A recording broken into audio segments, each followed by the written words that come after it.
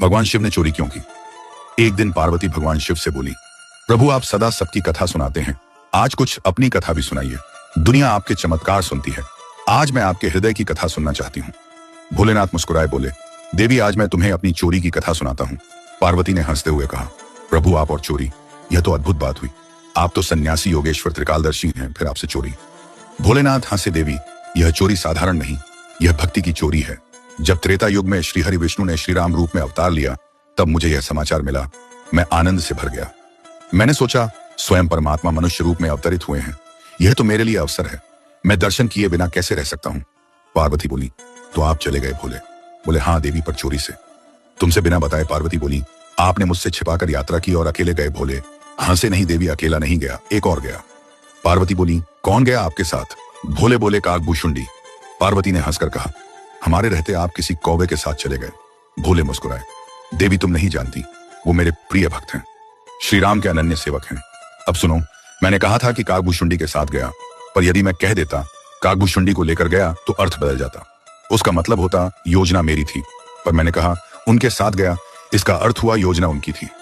इस तरह दोष भी ना लगे और भक्ति का प्रेम भी बना रहे। पार्वती मुस्कुराई, प्रभु आप तो बड़ी गहराई से सोचते हैं। भोले बोले, देवी भक्ति में भी बुद्धि चाहिए, तभी प्रेम स्थिर रहता है। फिर बोले, हम दोनों मनुष्य रूप में अयोध्या पहुंचे। मैंने नाम रखा शंकर शर्मा और काकभूषुंडी बने भूषुंडी नारायण पांडे। हम गुरु चेला बन गए। मैंने कहा, भूषुंडी अयोध्या के लोग बहुत भावुक हैं, पर महल के अंदर साधारण व्यक्ति नहीं जा सकता, कोई जुगाड़ लगाओ। भूषुंडी बोले, गुरुजी पहले देखते हैं कहां भीड़ होती है। 2 दिन तक रेकी की गई, देखा कि सरयू घाट पर सुबह सुबह हजारों लोग स्नान करने आते हैं। मैंने कहा बस यही जगह सही है।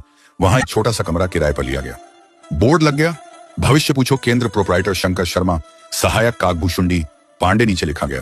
पहले महीने बिना फीस भविष्य बताया जाएगा। अब बात पूरे अयोध्या में फैल गई। लोग कहने लगे एक नए बाबा आए हैं जो हाथ पकड़ते ही सब बता देते हैं। अब मैं क्या करता देवी, मैं तो त्रिकालदर्शी हूं, जब कोई भक्त हाथ देता तो तुरंत कह देता, आज तुम पराठा खाकर आए हो, कल तुम्हारा झगड़ा हुआ था, पर अब सब ठीक है। लोग दंग रह जाते, कुछ तो श्रद्धा से गिर पड़ते, कुछ कहने लगते बाबा तो साक्षात सिद्ध हैं। भीड़ बढ़ने लगी, रात में 12 बजे से लाइन लगने लगी। कोई चादर डालकर बैठ जाता, कोई दीप जलाकर मनोकामना मांगता। अब इतना नाम हुआ कि बात महारानी कौशल्या तक पहुंच गई। महारानी ने सेवक बुलाया, जाओ उन शंकर शर्मा जी को बुलाओ, मैं अपने लल्ला का भाग्य पूछना चाहती हूँ।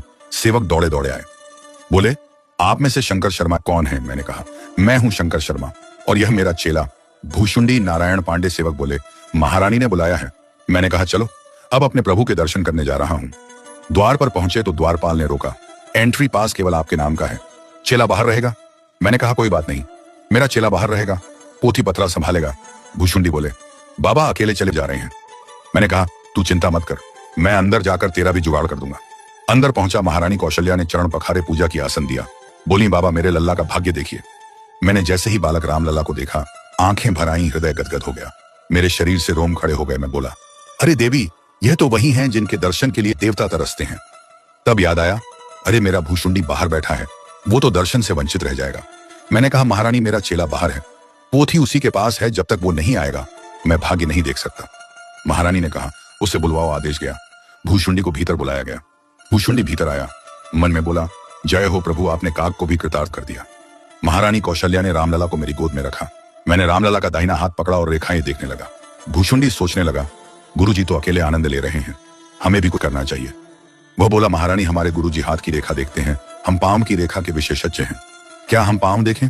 कौशल्या बोली, देख लो। भूषुंडी ने बालक रामलला के दोनों पांव अपने हाथ में लिए और सिर पर रख लिए। आंसू गिरने लगे। मैं बोला, अरे हम गुरु होकर केवल हाथ पकड़ पाए और यह चेला तो हाथ और पांव दोनों पकड़ गया, यह तो हमसे भी आगे निकल गया। कैलाश पर यह सुनाते हुए मेरी आंखें भीग गईं। पार्वती भाव विभोर हो गई, बोली, प्रभु यह कैसी लीला थी? मैंने कहा, देवी मैंने उस दिन मां कौशल्या से कहा था, महारानी जब तक आपका लल्ला किसी बाबा के साथ अयोध्या से बाहर नहीं जाएगा तब तक आपके घर बहू नहीं आएगी। पार्वती मुस्कुराई, प्रभु आपने तो पहले ही भविष्यवाणी कर दी थी। मैंने कहा, हाँ देवी। फिर मैं दूसरी बार भी गया था दर्शन करने, जब लल्ला बड़े हो गए थे, उस समय मैं मदारी बनकर गया था और हनुमान जी को साथ लिया था। मैंने मंद स्वर में गाना शुरू किया, बन के मदारी शिवजी अयोध्या चले, डमरू बजा के भोला नाचे, रे राम के जगोली माई निंदिया में काचे रे कैलाश पर, हर हर महादेव के नाद गूंजने लगे। फिर मैंने कहा, देवी जब महाराज दशरथ राज कर रहे थे तब जो भी उनके पास आया उन्होंने सबको दे दिया। किसी ने गजरत मांगा, किसी ने हीरे, कोई पुत्र, कोई धन, सबको मिला। फिर नामकरण संस्कार का दिन आया। गुरु वशिष्ठ आए, चारों बालकों के नाम रखे। ज्येष्ठ पुत्र का नाम रखा राम, जो आनंद के सागर हैं, सुख के धाम हैं। दूसरे पुत्र का नाम रखा भरत, जो राम प्रेम के प्रतीक हैं। तीसरे पुत्र का नाम रखा लक्ष्मण, जो भगवान के प्राण समान हैं। और चौथे पुत्र का नाम रखा शत्रुघ्न, जो दास के दास हैं। मैंने कहा, देवी, जो राम में लीन हो जाता है उसके सारे विकार मिट जाते हैं। जो दास भाव में रहता है वह बालक की तरह निश्चिंत हो जाता है। जैसे बच्चा अपनी मां पर पूर्ण भरोसा रखता है, वैसे ही जो राम पर भरोसा करता है उसका भार स्वयं भगवान उठाते हैं। पार्वती ने कहा, प्रभु चारों भाई चारों वेदों के समान हैं। मैंने कहा, हाँ देवी, राम ज्ञान का स्वरूप है, भरत प्रेम का, लक्ष्मण भक्ति का और शत्रुघ्न सेवा का। पार्वती बोली, प्रभु आपने चोरी की बात कही थी, पर अब समझ में आया कि यह चोरी प्रेम की थी। मैंने कहा, हाँ देवी, यह चोरी भक्ति की थी। जब मनुष्य ईश्वर के दर्शन की चोरी करता है तो वही चोरी उसे मोक्ष देती है। मैंने जो चोरी की थी वही मेरे जीवन की सबसे बड़ी लीला थी। पार्वती ने नमन किया, प्रभु आपने आज भक्तिभाव का सच्चा अर्थ बताया। मैं मुस्कुराया, देवी यही कारण है कि मैंने चोरी की थी, राम दर्शन की चोरी। जिसने एक बार भी राम के दर्शन किए उसका जीवन धन्य हो गया। यह कहकर मैंने डमरू उठाया। नंदी हर्षित हो उठा। कैलाश पर हर हर महादेव, जय श्री राम जय। काकभूषुंडी जी के नाद से संपूर्ण ब्रह्मांड गूंज उठा। दर्शकों, आपसे विनम्र अनुरोध है कि आप इस भगवान शिव की कथा को शेयर करना मत भूलिएगा। हम चाहते कि इस शिवरात्रि तक यह कथा हर शिव भक्त तक जरूर पहुंचे। यदि आप भी भगवान शिव और मां आदिशक्ति के भक्त हैं तो यह कथा 5 लोगों को शेयर अवश्य करें। हर हर महादेव।